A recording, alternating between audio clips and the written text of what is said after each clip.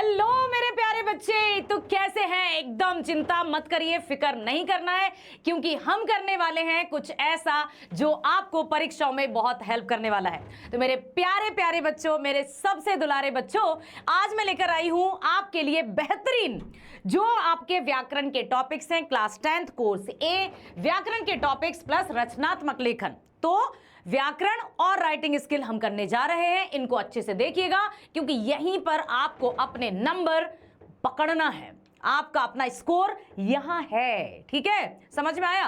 तो अब देखिए, सबसे पहले हम देखते हैं व्याकरण, कि व्याकरण के अंतर्गत हम रचना की दृष्टि से वाक्य के भेदों को पढ़ेंगे। आपको यह पता ही होगा कि रचना की दृष्टि से वाक्य के 3 भेद होते हैं, लेकिन उससे पहले मैं आपको बता दूं कि वाक्य कहते किसे हैं। सार्थक शब्दों के समूह को वाक्य कहते हैं। ठीक है, जब शब्द सार्थक मतलब जिस शब्द का कुछ अर्थ होता है और उन्हीं का समूह, ग्रुप, ठीक है, एक वाक्य का निर्माण करता है। और यहां पर हम बात कर रहे हैं रचना के आधार पर वाक्य के भेदों की। तो रचना के आधार पर वाक्य के भेद होते हैं 3, एक सरल वाक्य, संयुक्त वाक्य और मिश्र वाक्य। यदि मैं बात करूं कि वाक्य के अंग कितने होते हैं, तो वाक्य के अंग 2 होते हैं। वाक्य के अंग होते हैं 2। कौन कौन से? एक होता है उद्देश्य और दूसरा होता है विधेय।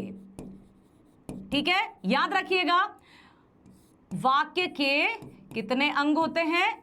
2। वाक्य के कितने अंग होते हैं? 2, उद्देश्य और विधेय। तो रचना के आधार पर वाक्य के 3 भेद हैं, सरल, संयुक्त, मिश्र। सरल वाक्य जहां पर एक ही कर्ता और एक क्रिया होगी वो सरल वाक्य कहलाएगा। सरल वाक्य जो आसानी से समझ में आ जाए, किसी को कोई कंफ्यूजन ना हो कि तुम्हारा कहने का मतलब क्या है, ये ना पूछे, वही सरल वाक्य है। एक ही क्रिया होगी उसे सरल वाक्य कहते हैं। जैसे मैं पढ़ता हूं, मेरी परीक्षा 2 तारीख को है। ठीक है, ये सब सरल वाक्य में आएंगे। ये देखिए, मोहन हंसता है, कर्ता एक क्रिया है। राजेश बीमार है, कर्ता क्रिया, मतलब जहां पर एक कर्ता और एक क्रिया हो वो सरल वाक्य। अब संयुक्त वाक्य अच्छे से देखिएगा, सरल वाक्यों से मिलकर संयुक्त वाक्य बनता है। ठीक है, किससे मिलकर बेटा? सरल वाक्यों से मिलकर संयुक्त वाक्य बनता है। और यदि संयुक्त वाक्य को तोड़ दो तो वो फिर से सरल वाक्य बन जाते हैं। जब हम किसी को जोड़ते हैं या हम 2 वाक्यों को जोड़ेंगे तो हमें कुछ शब्दों की आवश्यकता होगी, जिन्हें हम समुच्चय बोधक या योजक शब्द कहते हैं। तो जब जिन वाक्यों में 2 या 2 से अधिक स्वतंत्र वाक्य हों वो संयुक्त वाक्य कहलाता है, और इन्हें समुच्चय बोधक या योजक शब्दों की सहायता से जोड़ा जाता है। अब योजक शब्द होते क्या हैं? योजक शब्द होते हैं और, एवं, तथा, किंतु, परंतु, लेकिन, ठीक है, ये सारे, क्योंकि आदि, ये सब 2 वाक्यों को या 2 से अधिक वाक्यों को जोड़ने का काम करते हैं। तो जहां पर, अच्छे से ध्यान दीजिएगा, बहुत अच्छे से ध्यान दीजिएगा, जहां जिन वाक्यों में मतलब 2 वाक्यों को जोड़ने का काम करे तब वो संयुक्त वाक्य होगा। यदि 2 शब्द हैं और उनके बीच में और है तो वो संयुक्त नहीं होगा। ठीक है, तो 2 वाक्यों के बीच में जोड़ने का कार्य करते हैं योजक शब्द या समुच्चय बोधक, तो वो संयुक्त वाक्य कहलाता है। जैसे वह आई तो थी किंतु उसने कुछ कहा नहीं था। 2 वाक्य हैं, वह आई थी, उसने कुछ कहा नहीं था, जोड़ा किसने? किंतु ने। ठीक है, सत्य बोलो परंतु कटु सत्य ना बोलो। सत्य बोलो अपने आप में एक वाक्य है, सार्थक वाक्य है। तो चुपचाप बैठो या यहां से चले जाओ, तो या भी समुच्चय बोधक है। अब हम चलते हैं संयुक्त अब मिश्र वाक्य क्या है? मिश्र वाक्य है जो योजक, देखिए, सरल वाक्यों से मिलकर क्या बना बेटा? संयुक्त वाक्य। संयुक्त वाक्यों को तोड़ने पर क्या मिला? अपने आप में फिर से स्वतंत्र या सरल वाक्य। लेकिन जो मिश्र वाक्य रहता है उसमें 2 वाक्य तो रहते हैं, लेकिन उनको तोड़कर अलग अलग स्वतंत्र वाक्यों में नहीं किया जा सकता, क्योंकि वो एक दूसरे पर निर्भर रहते हैं। जैसे आप देखोगी कि यदि आप तैयारी करोगे तो परीक्षा अच्छी जाएगी। ज्यों ही कक्षा में शिक्षक आए, बच्चे चुप हो गए तो ज्यूं त्यों, जब तब, यद्यपि तदपि, मिश्र वाक्य। ठीक है, समझ में आया? मिश्र वाक्य को जो जोड़ते हैं डिपेंडेंसी आपको दिखेगी कि यदि ऐसा हुआ तो वैसा होगा। ठीक है, यह वही पेन है जिससे मैंने पहले भी लिखा था। एक दूसरे को कनेक्ट कर रही है ना, हम इनको अलग अलग नहीं कर सकते, तो मिश्र वाक्य। अब आपको किस तरह से आएंगे कि आपको लिखा रहेगा शीला ने एक पुस्तक मांगी और वह उसे मिल गई। ये कौन सा वाक्य है? ये तो संयुक्त वाक्य है। अब आपको इसको मिश्र में बदलना होगा। आपको ब्रैकेट में लिखा रहेगा वहां कि बदलिए, परिवर्तित कीजिए। तो आप क्या लिखोगे? शीला ने जो पुस्तक मांगी थी, देखो, वह उसे मिल गई। डिपेंडेंसी हो गई। हुआ बात? स्पष्ट हुआ? ठीक है।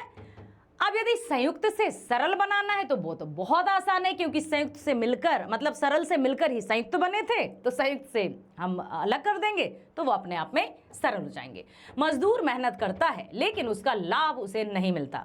मजदूर को अपनी मेहनत का लाभ नहीं मिलता। मिश्र वाक्य में एक से अधिक उपवाक्य हो सकते हैं। यदि मैं ना आया तो काम ना बनता। यदि मैं ना आया होता तो काम ना बनता। डिपेंडेंसी दिखाई जा रही है, निर्भरता दिखाई जा रही है। सरल आसानी से आप पहचान जाओगे। संयुक्त और एवं, किंतु, परंतु, लेकिन, क्योंकि, या, ये सब संयुक्त की पहचान है। तो जहां पर डिपेंडेंसी दिख रही होगी, जहां पर आपको निर्भरता दिख रही होगी, वो ही मिश्र वाक्य होंगे। जैसे अध्यापक ने बताया, अब सामने से यही आएगा ना, क्या बताया, क्या बताया, अपने आप में वाक्य पूरा नहीं है ना। अध्यापक ने बताया कि कल स्कूल में छुट्टी होगी। कि उसको जोड़ने का काम कर रही है, कंजक्शन का काम कर रही है, मतलब यहां मिश्र वाक्य है। जो लड़का कमरे में बैठा है, किसकी बात हम कर रहे हैं? जो लड़का कमरे में बैठा है। क्या ये अपने आप में स्वतंत्र है? क्या ये अपने आप में पूर्ण वाक्य है? आंसर आपने ही दे दिया, नहीं, क्योंकि इसके, हाँ, तो क्या हुआ उस लड़के को? तो जो लड़का कमरे में बैठा है वह मेरा भाई है। डिपेंडेंसी, ठीक है। जब मैं छोटा था तब साइकिल खूब चलाता था। जब, तब, यद्यपि, तदपि भी याद रखिएगा बेटा। यद्यपि, तदपि, ये भी है कि यद्यपि ऐसा करोगे तो तदपि वैसा होगा, या तो, ज्यों त्यों। ठीक है। अब जैसे अध्यापक ने बताया कि, ये देखो योजक से जुड़ा है, कल स्कूल में छुट्टी होगी। समझ में आ रहा है बेटा? मिश्र से सरल वाक्य में कैसे बदलेंगे? जब तक मोहन घर पहुंचा तब तक उसके पिता चल चुके थे। जब तक, तब तक, ये है मिश्र। अब इसको हमें बदलना है सरल में, तो मोहन के घर पहुंचने से पहले उसके पिता चल बसे थे। सिंपल में, एकदम सिंपल, उसमें हमें ऐसा ना लगे कि क्या। ठीक है। मैंने एक आदमी को देखा जो बहुत बीमार था। मैंने एक आदमी को देखा जो बहुत बीमार था, मिश्र है। अब आपको कहा जाए कि इसको सरल में बदलो, तो मैंने एक बीमार आदमी को देखा था, मैंने एक बहुत बीमार आदमी को देखा। सिंपल, बदल दिएगा। आप बहुत अच्छे से करेंगे और आप अच्छे से उत्तर भी लिख कर आएंगे।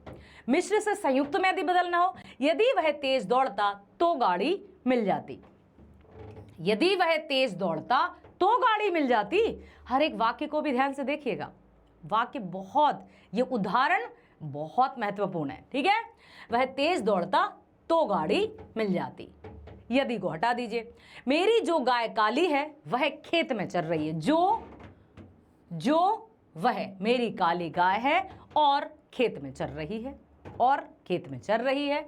जब सभा समाप्त हुई तो सब लोग चले गए। सभा समाप्त हुई और सब लोग चले गए।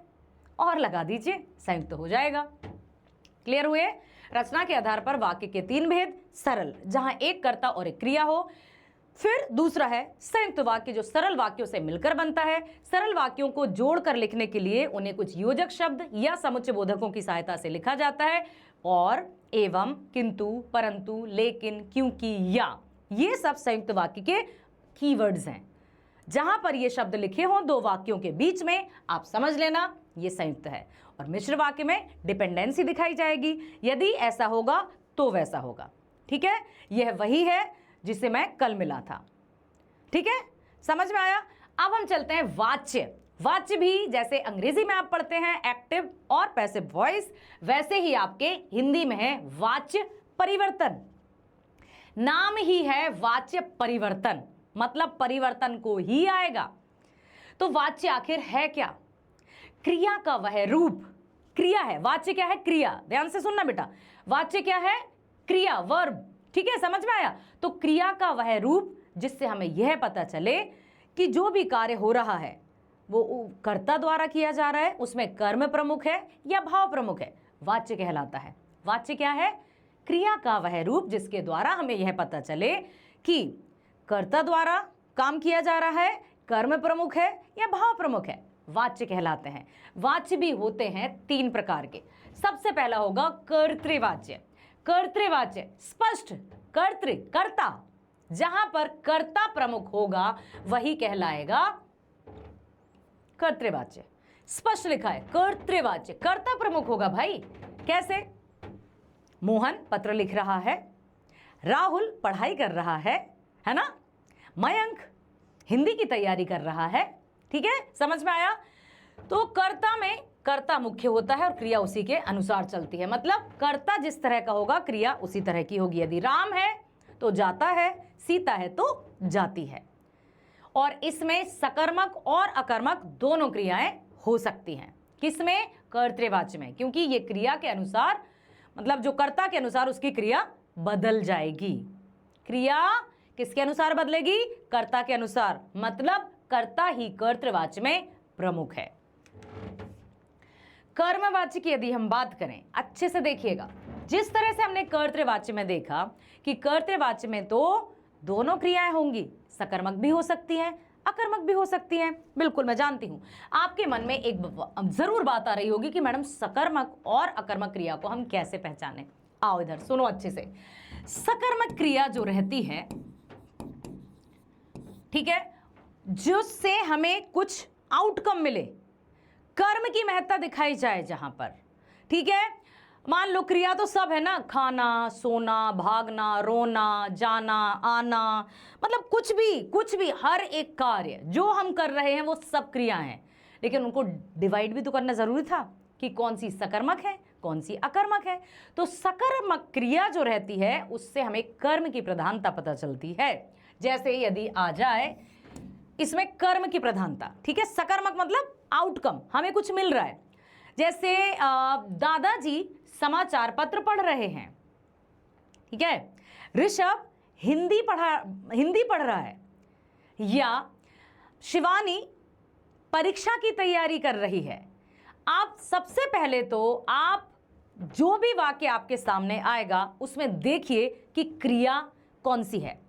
पढ़ना क्रिया है, ठीक है, परीक्षा की तैयारी करना क्रिया है, बाजार जाना क्रिया है, क्रिया को ढूंढ लिया। अब जब हम क्रिया से प्रश्न करेंगे, जैसे दादाजी समाचार पत्र पढ़ रहे हैं, क्या कर रहे हैं? पढ़ना वहां क्रिया है। तो हमने कहा क्या कर रहे हैं, क्या पढ़ रहे हैं? उत्तर आपने दिया समाचार पत्र, उत्तर मिला। क्रिया से प्रश्न करने पर उत्तर मिला सकर्मक क्रिया। यदि वहां सिर्फ होता कि दादाजी पढ़ रहे हैं, क्या पढ़ रहे हैं नहीं पता, अकर्मक क्रिया। नहीं पता ना कि कर्म हो क्या रहा है, अकर्मक क्रिया। तो कर्तृवाच्य में सकर्मक और अकर्मक दोनों क्रियाएं होंगी, जबकि कर्मवाच्य में केवल और केवल सकर्मक क्रिया होगी। कर्मवाच्य में केवल और केवल सकर्मक क्रिया होगी, और साथ ही साथ द्वारा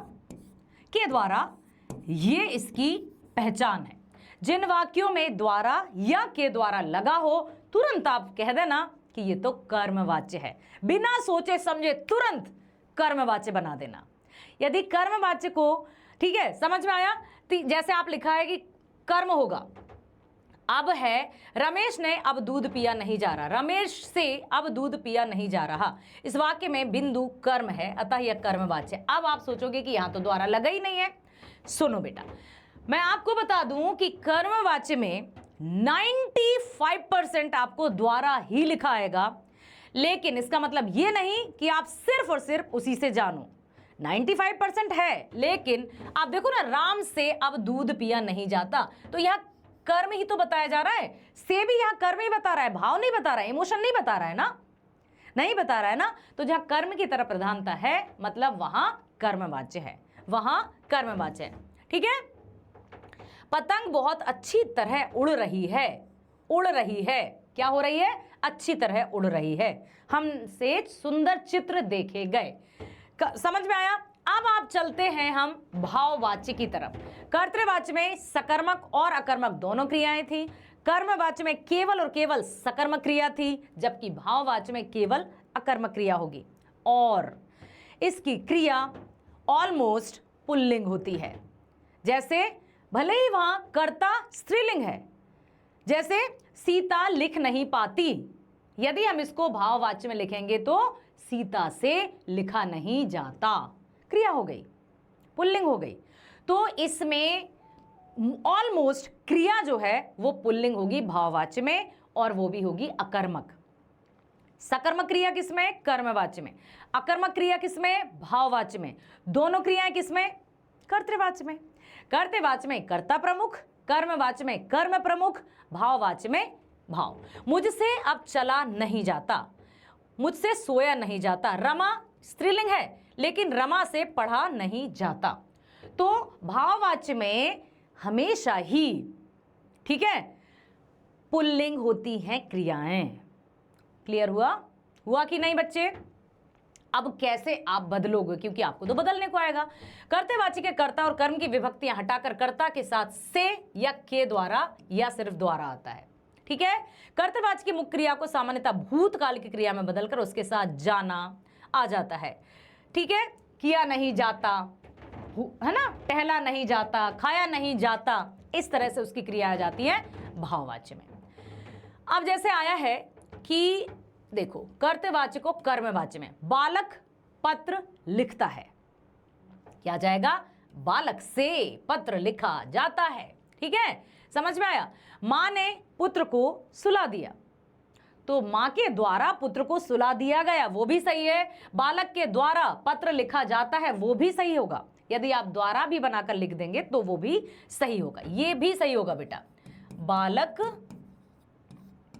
द्वारा पत्र लिखा जाता है, ये भी सही होगा।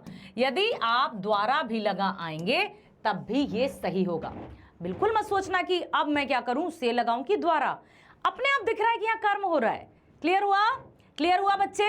ठीक है, रजिया ने कपड़े धोए, रजिया से कपड़े धोए गए। तुम फूल तोड़ोगे, तुम्हारे द्वारा फूल तोड़े जाएंगे, क्योंकि फ्यूचर टेंस की बात हो रही है ना, भविष्य की। रमेश अब दूध नहीं पी रहा, रमेश से मतलब रमेश के द्वारा अब दूध नहीं पिया जा रहा। अब कर्त से भाव में देखिए, कर्तृवाच्य से भाव में कैसे बदलेंगे, तो कर्ता के आगे से लगता है। यहां पर आप देखिए, मैंने जैसे बताया कि कर्मवाच्य में द्वारा 95%, उसी तरह से एक हम लेकर चलते हैं, उसी तरह से भाववाच्य में से लगता है 95, बाकी द्वारा भी लग जाता है, बाकी द्वारा भी लग जाता है। जैसे अब देखो, अब बच्चे खेलेंगे, बच्चों से, या आप द्वारा आप यहां से लगाइए, बच्चों से खेला जाएगा, सही होगा। लड़की आंगन में सो रही थी, लड़की से आंगन में सोया जा रहा था। बिल्कुल आप यहां से भी लगा सकते हैं, आपका बिल्कुल गलत नहीं होगा। आप कंफ्यूज मत होना बच्चे, आप द्वारा याद रखिएगा, कर्म याद रखिएगा, परिवर्तित कर दीजिएगा, आपका कोई भी अंक नहीं कटेगा। कर्तृवाच्य, कर्मवाच्य भाववाच्य से कर्तृवाच्य कैसे बनाएंगे, बच्चों से खेला जाएगा तो बच्चे खेलेंगे, सिंपल। राम से पढ़ा नहीं जाता, राम नहीं पढ़ता। ठीक है, अब हम चलते हैं पद परिचय की ओर।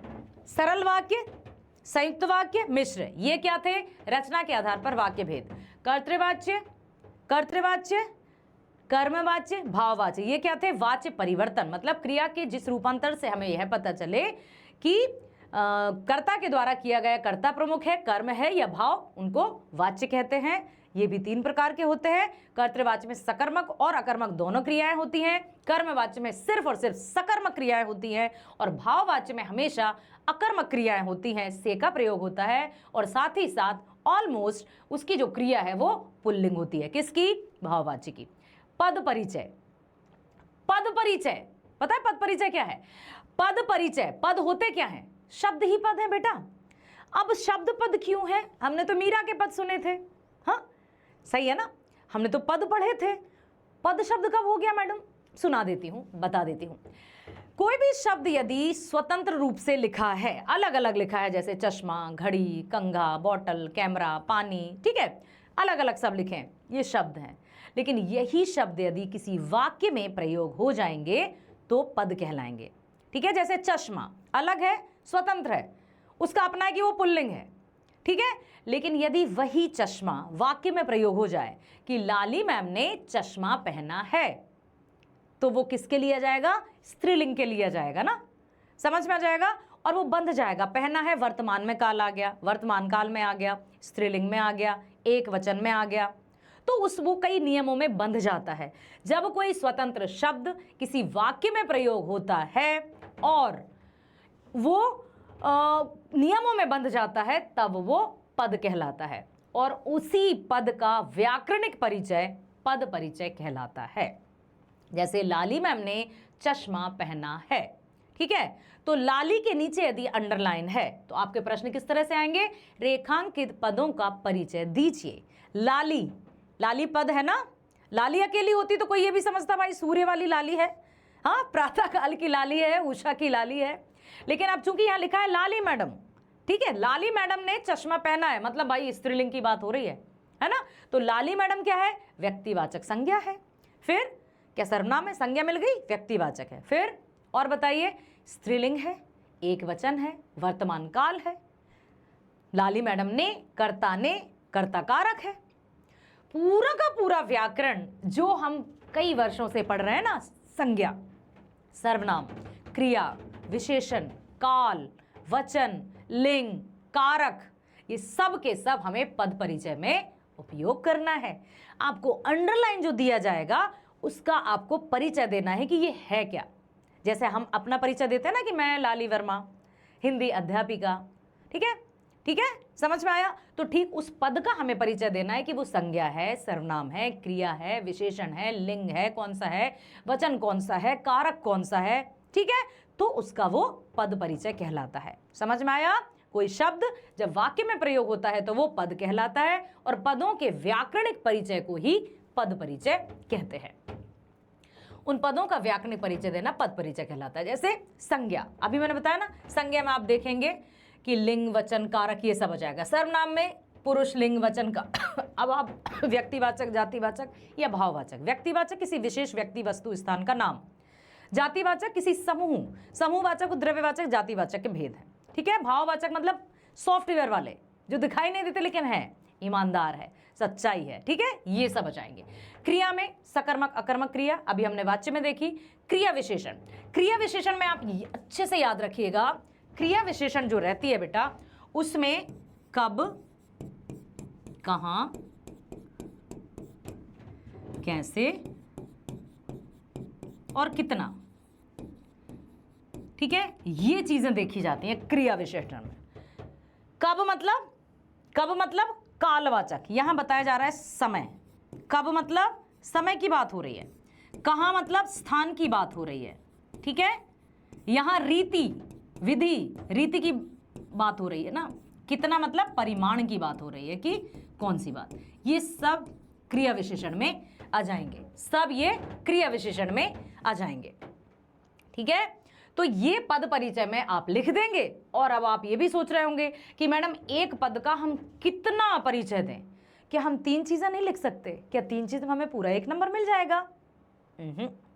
हमें कम से कम 5-6 उसका परिचय अच्छे से देना है। संज्ञा लिखिए, सर्वनाम लिखिए, क्रिया लिखिए, लिंग लिखिए, वचन लिखिए, कारक लिखिए, ठीक है। समझ में आया? भूतकाल, भविष्य है, वर्तमान है, कौन सा काल है लिख दो। लिंग कौन सा है, स्त्रीलिंग पुल्लिंग है। वचन कौन सा है, एक वचन है या बहुवचन है, ठीक है, समझे। कर्ता ने, हाँ, कर्म को लगा है तो कर्म कारक होगा, ठीक है, समझ में आया। वाच्य कौन सा है, अभी हमने वाच्य पढ़े ना, ठीक है, तो वो सब आप लिख देंगे, सब कुछ आपके पद परिचय में आ जाएगा। जैसे हम आज भी देश पर प्राण न्यौछावर करने के लिए तैयार हो जाते हैं। अब यहां देश का नाम तो नहीं दिया है, देश का नाम तो नहीं दिया है। यदि देश का नाम दिया होता तो व्यक्तिवाचक संज्ञा हो जाती, लेकिन यहाँ अकेला देश दिया है तो जातिवाचक होना चाहिए। देखो जातिवाचक है, हम क्या है, पुरुषवाचक सर्वनाम। हम क्या है, पुरुषवाचक सर्वनाम, क्योंकि पुरुषवाचक सर्वनाम के भी 3 हैं, उत्तम, मध्यम, अन्य। तो मैं, तुम और वह, तो हम हो गया पुरुषवाचक सर्वनाम। सिंगुलर नहीं है ना, बहुवचन है, पुल्लिंग, बहुवचन, उत्तम पुरुष, कर्ता कारक। देश, देश यदि नाम आ जाता तो व्यक्तिवाचक होता, लेकिन सिर्फ देश है तो जातिवाचक है। देश की बात हो रही है, पुल्लिंग है।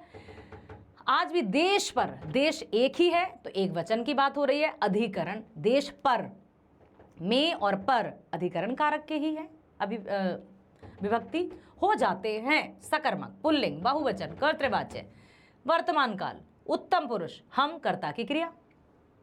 अब आया है काला घोड़ा तेज भागता है। पीडीएफ आपको मिल जाएगी, बहुत अच्छे से देखना बेटा, बहुत अच्छे से देखना। ये जो प्रश्न है ना, ये जो प्रश्न तुम देख रहे हो ना, बहुत बहुत जरूरी है, ठीक है। काला क्या बता रहा है, उसका गुण, तो गुणवाचक विशेषण। एक ही घोड़े की बात की जा रही है, एक वचन, घोड़ा पुल्लिंग, ठीक है, और जिसकी विशेषता बताई जा रही है वो विशेष्य कहलाता है, ठीक है। घोड़ा क्या है, जातिवाचक, क्योंकि घोड़े का नाम नहीं दिया, चेतक होता, ठीक है, तो वहां व्यक्तिवाचक आ जाता। पुल्लिंग, ये वो जब भागता है, क्रिया का। तेज, अभी मैंने बताया ना, तेज कैसे, कब, कहां, कितना, कैसे। जहां कैसे की बात हो, कितना की बात हो, कब की बात हो, कहां की बात हो, क्रिया विशेषण। तो रीतिवाचक क्रिया विशेषण क्रिया की विशेषता प्रकट कर रहा है। भागता है, अकर्मक क्रिया, कर्तृवाच्य, वर्तमान काल, पुल्लिंग, अन्य पुरुष, एक वचन। हम बाग में गए परंतु वहां कोई आम ना मिला, हम। फिर आ गया पुरुषवाचक, उत्तम पुरुष, पुल्लिंग, बहुवचन। इस तरह से आपको भाग कर जाओ और बाजार से कुछ लाओ, भाग कर जाओ, बाजार से कुछ लाओ, तो ठीक है, समझ में आया। अब हम चलते हैं अलंकार, फेवरेट, सुंदर, बहुत सुंदर। कैसे सुंदर, क्योंकि अलंकार कविताओं को सुंदर बनाते हैं, काव्यों को सुंदर बनाते हैं। जैसे आभूषण हमें अच्छे बनाते हैं ना, हम सब जब शादी पार्टीज में जाते हैं कितना सज धज के जाते हैं, है ना, तो वो क्यों, ताकि हम अच्छे लगें भाई, प्रेजेंटेबल लगे। आईने में खुद को देखते हैं, मम्मी से पूछते हैं, मम्मी कैसा लग रहा हूँ, मम्मी कहीं हाँ हाँ चला जा, अच्छा लग रहा है। मैं भी कह रही हूँ बहुत अच्छे लग रहे हो। समझ में आया। तो अलंकार काव्यों की शोभा बढ़ाते हैं, कविताओं की शोभा बढ़ाते हैं, ठीक है। जिस तरह से आभूषण हमारी शोभा बढ़ाते हैं, पहनने वाले की शोभा बढ़ाते हैं, उसी तरह से अलंकार कविताओं की शोभा बढ़ाते हैं। अब अलंकार मुख्य रूप से तो होते हैं 2 प्रकार के, एक शब्द अलंकार, दूसरा अर्थ अलंकार। लेकिन आपके पाठ्यक्रम में है अर्थ अलंकार, आपके पाठ्यक्रम में अर्थ अलंकार है।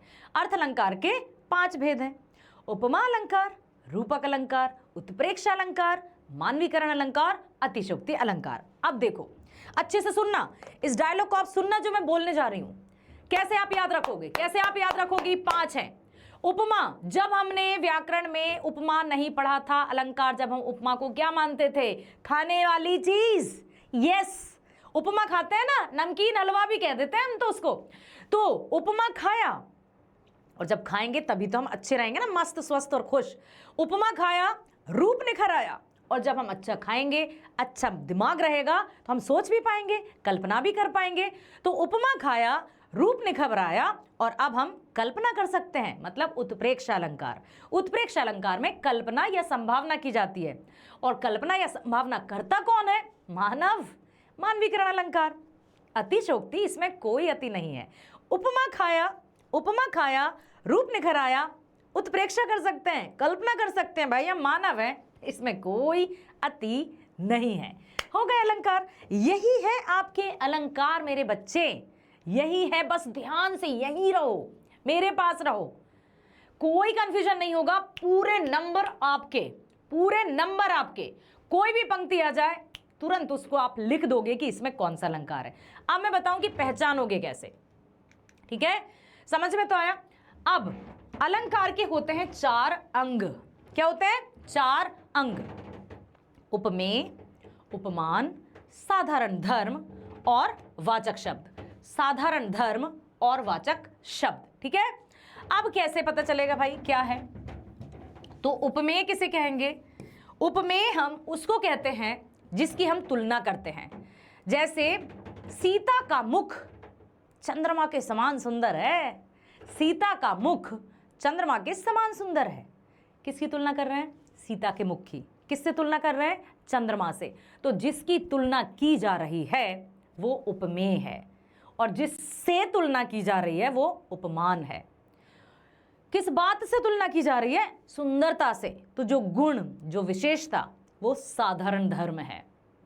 वही गुण मतलब सुंदरता के कारण हो रहा है ना उसका तुलना, है ना। तो सुंदरता जो गुण है वो साधारण धर्म है, और वाचक शब्द मतलब जिससे हमें ये पता चल रही है कि उपमान और उपमेय में तुलना हो रही है, मतलब के समान। के समान यहाँ पर वाचक शब्द हुआ। सुनाई दिया मेरे बच्चे? सुनाई दिया मेरे बच्चे? हाँ हाँ, सबको सुनाई दिया बेटा? ठीक है, तो आप ये लिख देंगे। अब आपको पता है ना कि यहां पर यदि हम बात करें उपमा अलंकार की, तो उपमा अलंकार मतलब जहां तुलना की जाए। उपमा अलंकार मतलब जहां तुलना की जाए। तुलना मतलब जहां उपमान और उपमेय में, उपमान और उपमेय में तुलना की जाती है। जहां सा, सी, के जैसा, सदृश, के समान शब्द आते हैं, वहां उपमा अलंकार। क्लियर हुआ? रूपक अलंकार की यदि हम बात करें रूपक अलंकार की यदि हम बात करें, ठीक है, तो अब यहां देखो, रूपक अलंकार में, रूपक अलंकार में उपमान और उपमेय मतलब जिससे तुलना की जा रही है वो इतना अधिक मैच हो जाता है, इतना अधिक उसके ही जैसा होता है कि हम समझ ही नहीं पाते कि उपमान क्या है, उपमेय क्या है, किसकी तुलना किससे की जा रही है। देखो मैं बताती हूं, जैसे पायो जी मैंने राम रतन धन पायो, पायो जी मैंने राम रतन धन पायो। अब राम रतन उपमान भी है, उपमेय भी है, लेकिन हम समझ नहीं पा रहे हैं कि राम के जैसा रत्न मिला या रत्न ही राम है। तो एक और कीवर्ड्स, एक और हिंट मैं आपको दे दूं कि रूपक अलंकार में बीच में योजक चिन्ह भी रहता है, और उपमान और उपमेय बिल्कुल पास पास रहेंगे। जिस मतलब दो, उपमान और उपमेय, उपमान मतलब जिससे तुलना की जा रही है, उपमेय मतलब जिसकी तुलना की जा रही है। क्लियर हुआ? तो वही इतने समान हो जाएंगे कि उनको अलग करना मुश्किल हो जाएगा, नहीं कर सकते, तो वहां रूपक अलंकार है। चरण कमल बंदो हरिराई। चरण कमल, चरण कमल है कि कमल को ही प्रभु के चरण कहा है? यहां भी उपमान और उपमेय में अभेद करना मुश्किल है, मतलब रूपक अलंकार है, मतलब रूपक अलंकार है। क्लियर हुआ? तो जहां पर आपको उपमान और उपमेय में एकदम अंतर ना समझ में आए, इतनी अधिक समानता रहे, वहां रूपक अलंकार। और उत्प्रेक्ष अलंकार में तो आपको पता ही है, कल्पना करेंगे। और कल्पना मतलब जैसे, हाँ, जैसे आपने मैथ्स में करते हैं ना कि माना ऐसा हो गया, मानो ऐसा हो गया, मानो मनहूं, जानो जनहूं, ज्यों त्यों, ज्यों त्यों। ये सारे के सारे यदि कीवर्ड्स आपको मिल गए, आप समझ लेना उत्प्रेक्ष अलग। कहती हुई यूं उत्तरा के नेत्र जल से भर गए, हिम के कणों से पूर्ण मानो हो गए पंकज नए। मानो कल्पना कर रहे हैं, मानो हवा के शोर से सोता हुआ सागर जगा, मानो मनहूं, मनो नीलमणि शैल पर आतप पड़्यो प्रभात। पंक्ति याद रखना, ये पूछी ही जाती है। मनो मनो मनहु, जनो जनहु, ज्यों त्यों। जहां पर ये शब्द जाए तो ज्यों, ठीक है, त्यों, मनो या मानो मनहु, अच्छे से देखना बेटा, वहां पर आपका उत्प्रेक्षा अलंकार होगा, क्योंकि यहां क्या दिखाई जा रही है? कल्पना। यहां क्या की जा रही है? कल्पना। या क्या की जा रही है? संभावना। या क्या की जा रही है? संभावना। कल्पना या संभावना जिस पंक्ति को देखकर लगे कि अच्छा ऐसा लगता है जैसे, ऐसा लगता है जैसे, बिल्कुल मैथ्स की तरह नेचर है इसका। किसका? उत्प्रेक्ष अलंकार का। ठीक है। मानवीकरण, वाव। मानवीकरण यदि हम देखें, मानवीकरण मतलब जो मानवीय क्रियाएं हैं। मानवीय क्रियाएं कौन सी हैं? हंसना, रोना, गुस्सा होना, मुस्कुराना, ठीक है, इठलाना, बल खाना, इतराना, ये सारी की सारी क्या है? मानवीय क्रियाएं। तो जिन काव्यों में जिन काव्यों में मानवीय क्रियाओं का आरोपण, आरोपण मतलब उनको हम प्रकृति पर उपयोग करने लगे, कि फूल हंसे कलियां मुस्काएं। हंसता कौन है? हम लोग, मानव। फूल हंसे कलियां मुस्काएं, हो गया मानवीकरण अलंकार, हो गया मानवीकरण अलंकार। आपने पढ़ी थी ना कविता, आपने पढ़ी थी ना, जैसे मेघ आए बड़े बंठन के सवर के, मेघ आए बड़े बंठन के सवर के, दामाद जी कह दिया था सर्वेश्वर दयाल सक्सेना जी ने। वहां भी मानवीकरण अलंकार, वहां उत्प्रेक्षा भी था, पाहुन ज्यों आए हो गांव में शहर के। आप उदाहरण लिख सकते हैं यदि आपसे कोई पूछे, पर कोई मतलब परीक्षा में, तो आप लिख देना पाहुन ज्यों, तो ज्यों त्यों मानो मनहु उत्प्रेक्षा अलंकार। और जहां पर मानवीय क्रियाओं का आरोपण मानव के अलावा प्रकृति पर कहीं भी किया जाए, मानवीकरण अलंकार। मतलब जहां पर जड़ प्रकृति या वस्तु पर मानवीय भावना का आरोप हो वहां। अच्छा, ये लिखा है मेघ आए बड़े बंठन के सवर के, ठीक है। अब बात आती है अतिशोक्ति। भैया अति हो गई यार, हमसे डाइजेस्ट नहीं होता, हम नहीं पचा सकते, मत लपेटो है, इतना मत लपेटो, सुना है। तो बस वही है कि आगे नदियां पड़ी अपार, घोड़ा कैसे उतरे पार, राणा ने सोचा इस पार, जब तक चेतक था उस पर। चलो ज्यादा फन फेंको, यही है जो ज्यादा फेंकते हैं, ज्यादा लपेटते हैं, वही अतिशोक्ति अलंकार है। हनुमान की पूंछ में लगन न पाई आग, और लंका से गिरी जल गई, गए निशाचर भाग। हनुमान जी की पूंछ में अभी आग लगी ही नहीं, लंका जलकर खाक भी हो गई और राक्षस भाग भी गए। ये कैसे संभव है? तो जो संभव ही नहीं है, लोक सीमा से बढ़ चढ़कर, लोक सीमा मतलब जो हम लोगों की सीमाएं हैं, जो हमारी लिमिटेशंस हैं, उनसे बढ़ा चढ़ाकर यदि जिन काव्यों में बात की जा रही हो, अतिशोक्ति अलंकार। रूपक तो आपको पता ही है कि जहां गुण की अत्यंत समानता के कारण उपमेय और उपमान का आरोप किया जाए। चरण कमल बंदव हरिराई। अब चरण और कमल यही उपमान और उपमेय है, लेकिन इनको अलग नहीं किया जा सकता, मतलब वही है। अब हम चलते हैं राइटिंग स्किल की तरफ। तो राइटिंग स्किल में आपके जो टॉपिक्स हैं उनको ध्यान से देखिएगा। अनुच्छेद लेखन है, पत्र लेखन है, विज्ञापन लेखन है, स्ववृत्त लेखन है, संदेश लेखन है। क्लियर हुआ? तो ये जो है, मान लो हम विज्ञापन लेखन की बात करें तो सबसे बड़ी बात, अच्छे से देख लो बेटा, देखिए आपको पीडीएफ मिल जाएगी। गुणों का उल्लेख करना है, आकर्षक लेखन शैली होना चाहिए, वर्तमान से जुड़ाव, तभी तो ऑडियंस खिंची चली आएगी, है ना। एक बार आएंगे, बार बार आएंगे, पहले इस्तेमाल करें फिर विश्वास करें, ठीक है। तो कुछ ऐसे स्लोगन्स का प्रयोग हमें करना है ताकि विज्ञापन आकर्षक लगे, और जो दर्शक है, जो उपभोक्ता है, वो दौड़ा चला आए कि यार एक बार तो यूज कर ही लेते हैं ना, क्या जाता है, ठीक है। तो भाषाई शुद्धता हो, प्रस्तुति में नवीनता हो, मौलिकता हो, दूसरों से अलग हो। अब ऐसा नहीं कि भाई बिल्कुल जो दूसरों ने लिखा हम भी वही लिखने लगे। यदि जो दूसरों ने लिखा हम भी वही लिखेंगे तो फिर हमारा विज्ञापन अलग कैसे दिखेगा। तो कुछ अलग होना चाहिए, कुछ यूनिक होना चाहिए। तो विज्ञापन को आपको चित्र भी बनाना है और उसको आकर्षक बनाना है।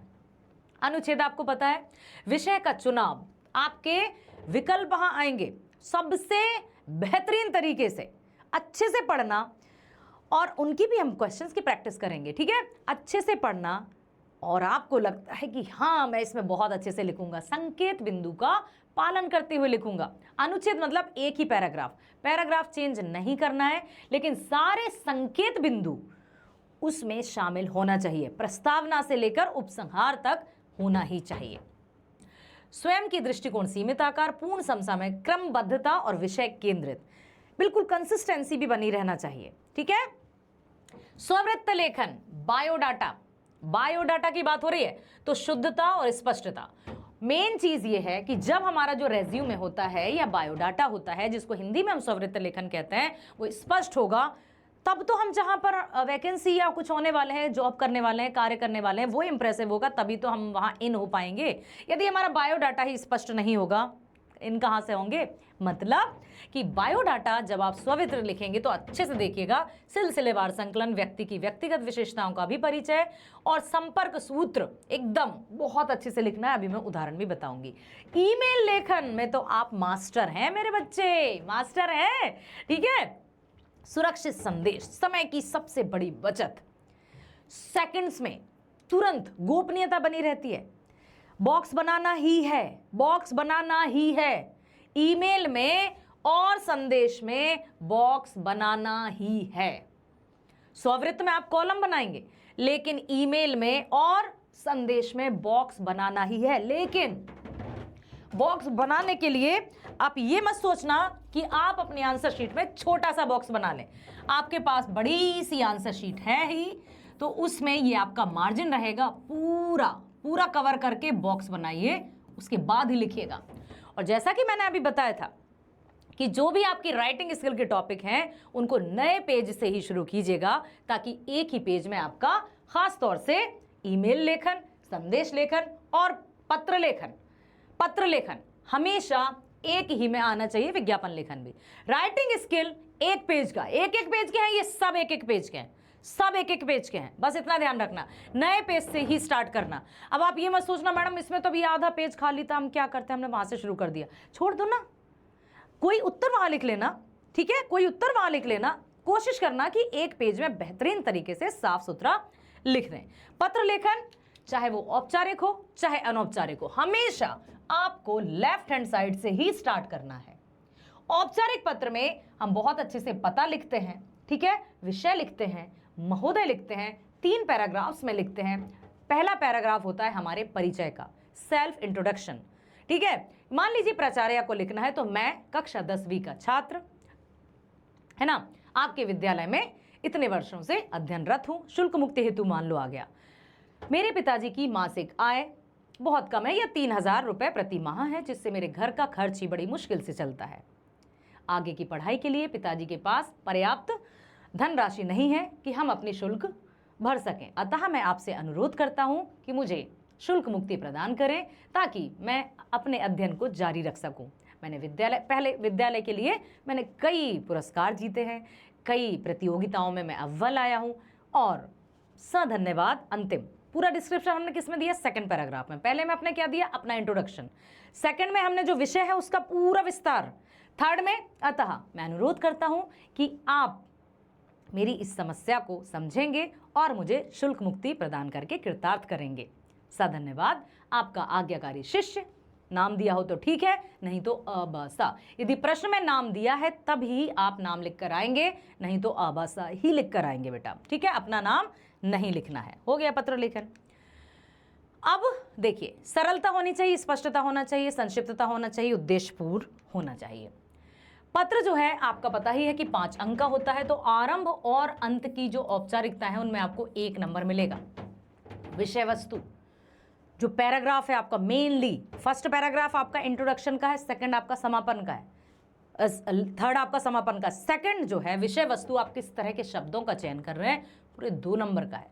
किस तरह की भाषा शुद्धता 1 नंबर, और प्रस्तुतिकरण कैसे दिया आपने, कैसा प्रेजेंटेशन किया, मतलब सारा कुछ फॉर्मेट, सारा कुछ प्रारूप एकदम व्यवस्थित लिखा, पूरे नंबर। और मिलेंगे आपको पूरे नंबर, मिलकर ही रहेंगे आपको। जैसे अनौपचारिक पत्र में स्वयं का पता लिख दिया, दिनांक लिख दिया, संबोधन लिख दिया। संबोधन मतलब हम उन्हें, सामने वाले को जिसको भी हम लिख रहे हैं, हम कहते क्या है, मामा जी हैं, दादाजी हैं, पापा जी हैं, चाची जी हैं, मम्मी, जो भी है, तो आदरणीय लिख दिया। अभिवादन, ग्रीट करना, आप बड़े हैं, आदरणीय, सादर प्रणाम, दादाजी हैं, चरण स्पर्श, मित्र है, सहिष्णु नमस्कार, छोटा है, शुभाशीष, ठीक है, ऐसे करके आपने लिख दिया। पहला अनुच्छेद, कुशलता की जानकारी। औपचारिक पत्र में कुशलता की जानकारी नहीं देते हैं कि मैं यहाँ पर कुशल हूँ, वहां तो आप लिखेंगे मैं आपकी कक्षा में, या मैं इस क्षेत्र का जागरूक नागरिक। यहाँ लिखेंगे कि मैं यहाँ सकुशल हूँ और ईश्वर से प्रार्थना करता हूँ कि आप भी सपरिवार कुशल मंगल होंगे। हो गया मुख्य विषय का विषय विस्तार। अब लिखना है कि किस विषय पर आप लिख रहे हैं, तो उस विषय को आप एक्सप्लेन करेंगे। तीसरे में, सभी बड़ों को एवं छोटों को मेरी तरफ से स्नेह, आपका प्यारा पोता, बेटा, भतीजा, भांजा, भाई, जो भी हो लिख देना। प्रातःकाली सैर के लाभों का वर्णन करते हुए छोटे भाई को पत्र। देखो आप, प्रिय अनुज, शुभाशीष, मैं यहाँ ठीक हूँ, आशा करता हूँ तुम भी ठीक होंगे, पढ़ाई लिखाई नियमित रूप से होंगे। ये इस तरह से आपको लिखना है। औपचारिक पत्र में यदि आप प्राचार्य को लिख रहे हैं तो प्राचार्य, ठीक है, आवासीय विद्यालय, स्थान लिख दीजिए, दिनांक लिख दीजिए, विषय, ठीक है, लिखना ही है। उसके बाद संबोधन, श्रीमान, महोदय, मान्यवर, ये सब कुछ। पहला अनुच्छेद, आप कौन हैं, कौन सी कक्षा में पढ़ते हैं, अपना व्यक्तिगत नाम बिल्कुल मत लिखिएगा, मैं आपके विद्यालय में पढ़ने वाला कक्षा 10वीं का छात्र हूं, पर्याप्त है, ठीक है। दूसरा अनुच्छेद, पूरा आपने विषय को विवरण दे दिया, समापन कर दिया। जैसे पुस्तकालय में हिंदी के प्रसिद्ध लेखकों की पुस्तकें मंगवाने हेतु, विषय पुस्तकालय में हिंदी। अब देखो, विनम्र निवेदन है कि मैं ये 10वीं का छात्र हूं, ये हो गया। अब ठीक है, फिर ये सेकंड पैराग्राफ स्टार्ट हुआ। कुछ विद्यार्थी पाठ्यक्रम के साथ साथ महान लेखकों की भी रचना पढ़ना चाहते हैं। विद्यालय के पुस्तकालय हेतु प्रेमचंद, जयशंकर प्रसाद, जैनेन्द्र शरद चंद्र, सब पर, सारे विषयों पर अच्छे से ध्यान देना, उदाहरण पर भी ध्यान देना बेटा, ठीक है। तो अब इस हो गया। यदि शिकायती पत्र आ जाए तो स्वयं का पता, पत्र प्राप्त करने अध्यक्ष, प्रबंधक, अधिकारी, मंत्री। लेकिन शिकायती पत्र हो या प्रार्थना पत्र हो, आवेदन पत्र हो, विषय लिखना ही लिखना है। लेफ्ट हैंड साइड से ही शुरू होगा, लेफ्ट हैंड साइड पर ही समाप्त होगा। आपका प्रारूप या फॉर्मेट एकदम सही होना चाहिए। ये देखिए, अब यदि हम देखें, अब यह नाम दिया है, आप मनन है या मनस्विता मालवीय है। बरसात के दिनों में दुर्घटना को दावत खुले पड़े सीवर लाइन के मैनहोल के संदर्भ में दैनिक जागरण आवासा नगर के संपादकीय पत्र है। तो परीक्षा भवन आवासा नगर, ये हो गया 1 मार्च। आप 2 मार्च भी लिख सकते हैं, क्योंकि बहुत से बच्चों का यही प्रश्न रहता है कि मैडम हम उसी दिन की डेट नहीं लिख सकते। लिख दो, नहीं भी लिखोगे तो कुछ नहीं होगा। आपकी डेट कौन सी आप लिख रहे नहीं है, इससे कोई मतलब, ठीक है। संपादक दैनिक जागरण आवासा नगर, विषय खुले पड़े सीवर लाइन के मैन होलों के संदर्भ में शिकायत हेतु। लिख दीजिए, शुरू कर दीजिए, समापन कर दीजिए। स्पष्टता, क्लैरिटी, स्वच्छता, काटापीटी मत करना, ठीक है। लाइन छोड़ने की बिल्कुल आवश्यकता नहीं है। आप ये मत सोचना किसके बाद लाइन छोड़ें। अक्सर मैडम इसके बाद लाइन छोड़ना है क्या, उसके बाद, नो नीड, नॉट नीडेड। एक अच्छे से लिखना, क्योंकि जब हम छोटे थे हमारी राइटिंग बड़ी बड़ी थी, इसलिए हम लाइन छोड़ते थे बच्चे। अब हम बड़े हो गए, हमारी राइटिंग छोटी हो गई है, तो no need to leave line. अब चले हम अनुच्छेद लेखन की तरफ। तो अनुच्छेद जो है वो हमारा एक ही पैराग्राफ में होना चाहिए। 3 अंक विषय वस्तु के, भाषा की शुद्धता, प्रस्तुतिकरण कैसे किया। कोई भी टॉपिक आपका आता है, देश पर आया, विद्यार्थी जीवन पर आया, अनुशासन पर आया, प्रयास करो मेरे बच्चे, तुम तो इतने प्यारे हो, कितने अच्छे हो, कितनी अच्छी अच्छी कविताएं लिख कर देते हो मुझे, हाँ देते हो ना। उन कविताओं को, उन विचारों को मस्तिष्क में रखना, और अनुच्छेद की शुरुआत किसी काव्य से, किसी दोहे से, किसी कहावत से, उसी से रिलेटेड करना। फिर देखना आपको पूरे अंक मिल जाएंगे, पूरे 6 में से 6 आपको अंक मिल जाएंगे, ठीक है। 80 से शब्द सीमा का ध्यान रखिएगा बिल्कुल बहुत अच्छे से। जो भी आप लिख रहे हैं वो विषय वस्तु केंद्रित होना चाहिए, वाक्य छोटे हों, सरल हों और एकदम इफेक्टिव हों, ठीक है। समय किसी के लिए नहीं रुकता, समय किसी के लिए नहीं रुकता। काल करे सो आज कर, आज करे सो अब, पल में परलय होएगी, बहुरी करेगा कब, पल में परलय होएगी, बहुरी करेगा कब, ठीक है। तो ऐसे हम लिख देंगे, ओके। तो अब देखो, समय निरंतर बीतता रहता है, कभी किसी के लिए नहीं रुकता। Time and tide wait for none. समय और लहरें किसी की प्रतीक्षा नहीं करती। शुरू कर दो। जब आप शुरू करोगे ना मेरे बच्चे, इतना बेहतरीन करोगे मुझे पता है, इसलिए आपको बिल्कुल भी चिंता या घबराने की आवश्यकता नहीं है। बहुत अच्छे से लिखना। अब ये जो विषय है इनको अच्छे से देख लो। ये विषय आ सकते हैं। परोपकार, सत्संगति, भाग्य और पुरुषार्थ, ठीक है। समय का महत्व, जहां चाह वहां राह, मन के हारे हार है, मन के जीते जीत, हम ही हमारे शत्रु हैं और हम ही हमारे मित्र, क्योंकि हमारे अंदर ही 2 विचार रहते हैं, एक पॉजिटिव एक नेगेटिव, एक हमारा बेस्ट फ्रेंड तो एक हमारा दुश्मन। हमें अच्छे वाले की बात मानना है। भारतीय संस्कृति और राष्ट्रीय एकता, या फिर राष्ट्रीय एवं पर्यावरणीय समस्याएं, जनसंख्या वृद्धि, बेरोजगारी, आतंकवाद, बढ़ती महंगाई, भ्रष्टाचार, प्रदूषण, मोबाइल, सुविधा या असुविधा। ठीक है, ये बहुत मतलब ऐसे टॉपिक्स हैं जो आपके पूछे ही जाते हैं। मनोरंजन के आधुनिक साधन, भारतीय कृषक पहले और अब, सिनेमा के लाभ और हानियां, मेट्रो ट्रेन, महानगरों का सुखद स्वप्न, विज्ञापनों का जगत, प्लास्टिक का प्रयोग कितना घातक, कैशलेस भारत, प्रगति की दिशा में एक और कदम, मेक इन इंडिया। विज्ञापन की विशेषताएं। अब हम चलते हैं विज्ञापन। समझ में आ गया बेटा? समझ में आ गया? वो टॉपिक्स जो हैं वो अनुच्छेद। अब हम चलते हैं विज्ञापन की तरफ। तो विज्ञापन, एडवर्टाइजमेंट, मतलब पहले इस्तेमाल करें फिर विश्वास करें, ठीक है? ऐसा मतलब क्या होना चाहिए? जो भी हम विज्ञापन बनाएंगे, जो भी, अभी मैं विषय के बारे में भी बताऊंगी आपको कि कौन कौन से विषय आने वाले हैं, ठीक है? सबसे बड़ी बात कि जो हम लिख रहे हैं वो विश्वसनीयता होनी चाहिए। विज्ञापन ग्राहक को आकर्षित करने वाला बनना चाहिए। आप बहुत अच्छे मास्टर हैं मेरे बच्चे, बहुत प्यारे यार। मैं फिर से कहूंगी कि जितना प्यार मुझे तुमसे है उतना ही भरोसा और उतना ही विश्वास भी तुम पर है, ठीक है? आकर्षक बनाए, स्वयं की रचनात्मकता, अपनी क्रिएटिविटी का इस्तेमाल करना है, कलर्स यूज नहीं करना है, पेंसिल और पेन का ही यूज करना है, कलर्स यूज नहीं करना है, ठीक है? विज्ञप्ति, वस्तु के विशिष्ट गुणों का उल्लेख करना है, बॉक्स में ही बनाना है। विज्ञापन के लिए पहले बॉक्स बनाएंगे, फिर उसके बाद आप शुरू करेंगे। चित्रों की अनुमति नहीं होती, साज सज्जा, केवल आवश्यक सूचना संक्षिप्त में लिखें। लेकिन चित्र छोटे मोटे आप बना सकते हैं, लेकिन पेंसिल या पेन से, मैं बार बार कह रही हूं, कलर का इस्तेमाल नहीं करना है। टाइटल जो लिखोगे उसका शीर्षक बड़ा होना चाहिए, ठीक है? बड़े बड़े अक्षरों। किसी शिविर, आयोजन, समारोह के विज्ञापन में तिथि स्थल का उल्लेख अवश्य करें, संपर्क सूत्र अवश्य लिखें। अब ये जो है इनको आप गाने की तरह याद कर लीजिए। धमाका सेल जल्दी कीजिए, मौके का लाभ उठाएं। क्या? धमाका सेल जल्दी कीजिए, मौके का लाभ उठाएं, और पहले आओ पहले पाओ, सोचो मत खरीद के जाओ, 100% सुरक्षा की गारंटी भी पाएं। आपके शहर में पहली बार ऐसा अवसर नहीं मिलेगा, ठीक है? ऑफर सीमित समय के लिए, स्टॉक सीमित है, जल्दी करें, पहले आए पहले पाए, पहले 50 ग्राहकों के लिए 50% की छूट। ऐसा आकर्षक हो, ऐसा मतलब ऐसा लगे कि बस सामने वाला ग्राहक जो कस्टमर है वो खिंचा चला है, ऐसा हमें प्रयोग करना है।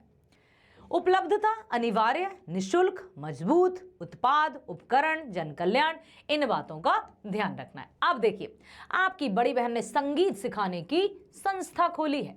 इसके लिए 25 से 50 शब्दों में विज्ञापन लिखना है। खुल गया खुल गया खुल गया। अब देखो, अब आप कहोगी मैम संस्था का हम कैसे चित्र बनाएंगे? कोई बात नहीं, काहे की संस्था है? संगीत की। छोटा सा कोई गिटार विटार बना दो, नाम लिख दो, उसको कोई नाम दे दो, प्रभाती संगीत संस्थान। दाखिले आरंभ, प्रवेश प्रारंभ, विशेषताएं, सुविधाजनक समय में शास्त्रीय संगीत सीखें, 1 से अधिक बच्चों के प्रवेश पर विशेष छूट, अनुभवी एवं योग्य शिक्षक द्वारा संगीत की शिक्षा, अन्य संस्थानों की तुलना में काफी कम शुल्क, शुल्क मतलब फीस, ठीक है? प्रयाग संगीत संस्थान इलाहाबाद द्वारा मान्यता प्राप्त एकमात्र संस्थान। अधिक जानकारी के लिए संपर्क करें, फोन 9900 डैश करके छोड़ दो। ये हो गया। चलते हैं संदेश लेखन। विज्ञापन लेखन में भी बॉक्स बनाना है, संदेश लेखन में भी बॉक्स बनाना है, ठीक है?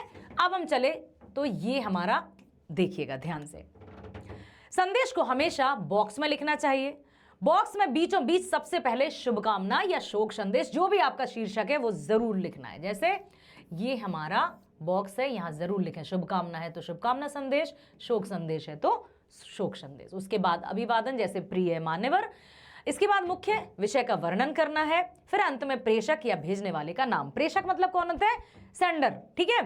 संदेश लेखन लगभग 40 शब्दों की सीमा में ही लिखा जाना चाहिए। शब्द चयन ऐसा होना चाहिए गागर में सागर भरने वाला। विस्तार नहीं करते, इतना बड़ा बड़ा नहीं लिखते हैं, बिल्कुल सटीक, बहुत अच्छा, सुंदर, संक्षिप्त, क्लियर। अब शीर्षक होना चाहिए अच्छे से। दिनांक लिखना है, दिनांक, समय, दिनांक के बाद फिर अभिवादन। ये 4 पॉइंट्स आप बहुत अच्छे से रखना कि शीर्षक का बहुत महत्वपूर्ण स्थान होता है। उसके बाद आपको दिनांक लिखना है। फिर दिनांक लिखने के कई प्रकार, जैसे 2 जनवरी उसके बाद समय, दिनांक के बाद आप समय लिखेंगे और उसके बाद अभिवादन, जैसे श्रद्धापूर्वक किए जाने वाला नमस्कार या वंदना। ठीक है, आ गया। श्री कृष्ण जन्माष्टमी के अवसर पर कृष्ण लीला पर नुक्कड़ नाटक आयोजन के संबंध में एक संदेश लिखिए। जन्माष्टमी के अवसर पर कृष्ण लीला आयोजन संबंधी संदेश। अरे क्या है?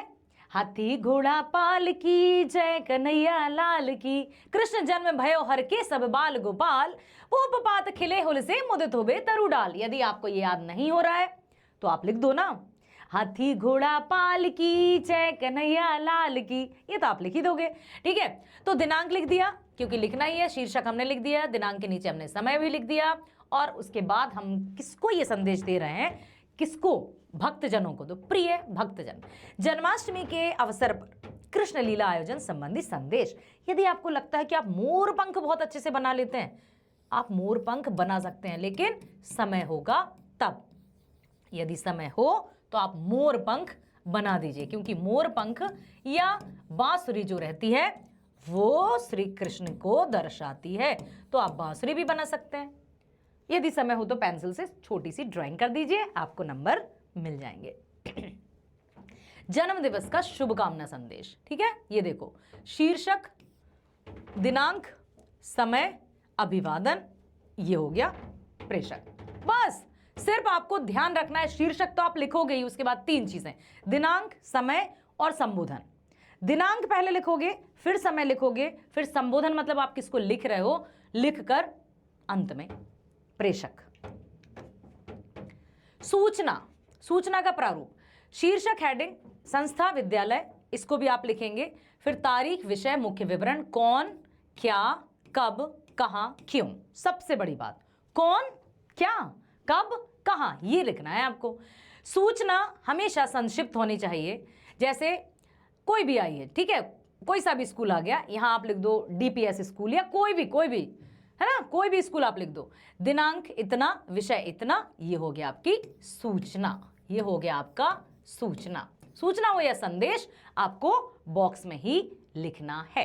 अब हम चलते हैं ईमेल लेखन की तरफ। ईमेल लेखन भी आपको बॉक्स में ही लिखना है।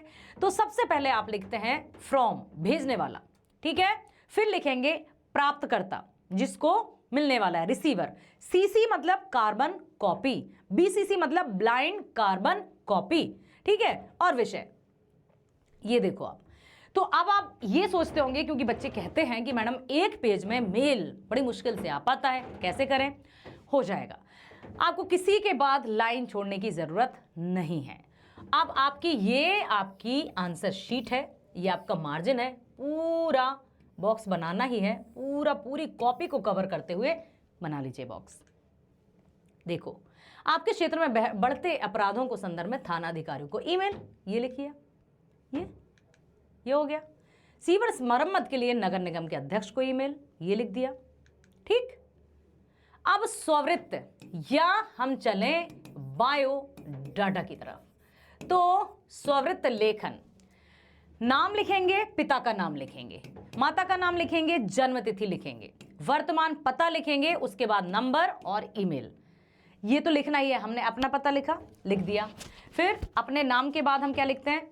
पिताजी का नाम, फिर माताजी का नाम, फिर हमारी जन्म तिथि, फिर हमारा पता, फिर हम लिखेंगे मोबाइल नंबर, और उसके बाद हम अपना ईमेल लिख देते हैं। देखो, 1 2 3 4 5 6 कॉलम्स आपको लिखना है स्ववृत्त लेखन में, 6 कॉलम। सबसे पहला रहेगा कॉलम सीरियल नंबर 1 2 3 4। दूसरा कॉलम रहेगा आपका कक्षा, कौन सी कक्षा? 10वीं 12वीं, स्नातक, स्नातकोत्तर, ठीक है। फिर रहेगा कौन से वर्ष में, तो सीरियल नंबर, कक्षा, वर्ष। वर्ष में आपने कौन से बोर्ड से किया, किस बोर्ड से किया आपने, सीबीएसई से या जो भी आपका बोर्ड है। फिर उसमें कौन कौन से विषय थे, कौन सी श्रेणी थी, हो गया। सीरियल नंबर, कक्षा, वर्ष, विषय, ठीक है, और श्रेणी, 6 हो गए ये सारे। तो ये आपका स्ववृत्त लेखन हो जाएगा। कंप्यूटर में यदि आपको लगता है कि अन्य योग्यताएं, लगता नहीं है तब भी जब हम स्ववृत्त लेखन करते हैं तो हमें अपनी अन्य योग्यताएं, जिनको को करिकुलर एक्टिविटीज भी कहते हैं, कि हम और किस किस में हमारी रुचि है, इंटरेस्ट है और हम क्या करते हैं, वो बहुत जरूरी होता है। कंप्यूटर में 1 वर्ष का डिप्लोमा, हिंदी अंग्रेजी स्थानीय भाषा की जानकारी, विद्यालय स्तर पर लेखन प्रतियोगिता में प्रथम पुरस्कार, राष्ट्रीय स्तर पर समाज सेवा हेतु चयन, अखिल भारतीय हिंदी भाषण प्रतियोगिता में प्रथम पुरस्कार, कार्योत्तर गतिविधियां और अभिरुचियां, हिंदी लेखन में विशेष रुचि, सांस्कृतिक कार्यक्रम का आयोजन करने का अनुभव तथा रुचि, हस्ताक्षर, अपना कोई भी काल्पनिक नाम या आभासा लेकर भी कर सकते हैं। तो मेरे बच्चों, ये आपने अपने सारे व्याकरण के टॉपिक्स देख लिए, रचनात्मक लेखन या राइटिंग स्किल के भी आपने सारे टॉपिक्स को बहुत अच्छे से देख लिया। आशा ही नहीं पूरा भरोसा है कि आपको अच्छे से समझ में आ गए होंगे। तो बस अच्छे से अपने आप पर भरोसा रखिए, पीडीएफ आपको मिल जाएगी। किसी भी प्रकार की टेंशन नहीं, प्रिपरेशन पर ध्यान देंगे, परिणाम पर नहीं। जब प्रिपरेशन अच्छी होगी तो परिणाम भी दुनिया में फैलेगा ही फैलेगा। तो आपकी लाली मैम की शुभकामनाएं आपके साथ है। All the best.